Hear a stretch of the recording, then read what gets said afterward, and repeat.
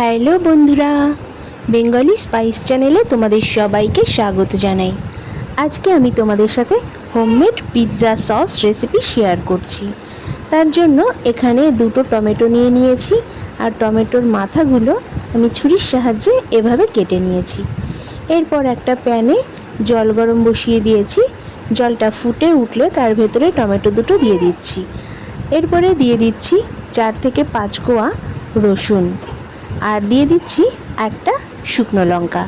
এবার ভালো করে ফুটিয়ে নেব যতক্ষণ না সেদ্ধ হচ্ছে। সেদ্ধ হওয়ার পরে ঠান্ডা করে নেব, আর টমেটোর খোসাগুলো তুলে ভালোভাবে মিক্সিতে টমেটো, লঙ্কা আর রসুন পেস্ট করে নেব। এরপর একটা ফ্রাইং প্যানে দিয়ে দিলাম সর্ষের তেল, আর তার ভেতরে দিয়ে দিচ্ছি কাশ্মীরি লঙ্কা গুঁড়ো, সামান্য কাশ্মীরি লঙ্কা গুঁড়ো দিচ্ছি, এতে পিৎজা সসের কালারটা বেশ লাল হবে। এরপর এর ভেতর দিয়ে দিচ্ছি কুচিয়ে রাখা পেঁয়াজ আর রসুন। ভালোভাবে নেড়ে চেড়ে নিচ্ছি, আর একটু ভাজা ভাজা করে নেব।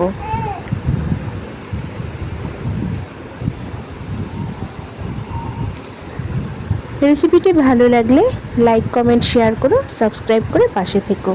পেঁয়াজটা ভাজা ভাজা হয়ে গেলে তার ভেতরে পেস্ট করা টমেটোটা দিয়ে দিচ্ছি। এবার ভালোভাবে মিশিয়ে নেব, আর মিক্সিটা ধুয়ে কিছুটা পরিমাণে জলও আমি এর ভেতরে অ্যাড করে দেব। এই সসটা কিন্তু খেতে একদম বাজারের পিৎজা সসের মতোই লাগবে। বাড়িতে কিন্তু অবশ্যই ট্রাই করে দেখো। এবার ভালোভাবে কষিয়ে নেব। এখন দিয়ে দেব পরিমাণ মতো নুন আর স্বাদ মতো চিনি।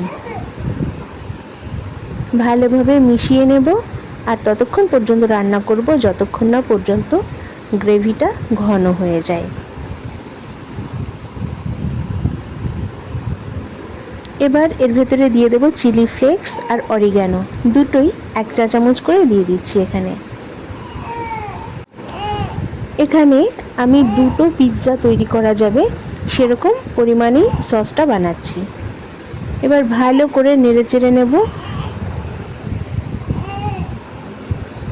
শেষে যখন এরকম জলটা কমে গিয়ে আঠালো হয়ে আসবে, তখন কিন্তু আমাদের পিৎজা সস একদম রেডি।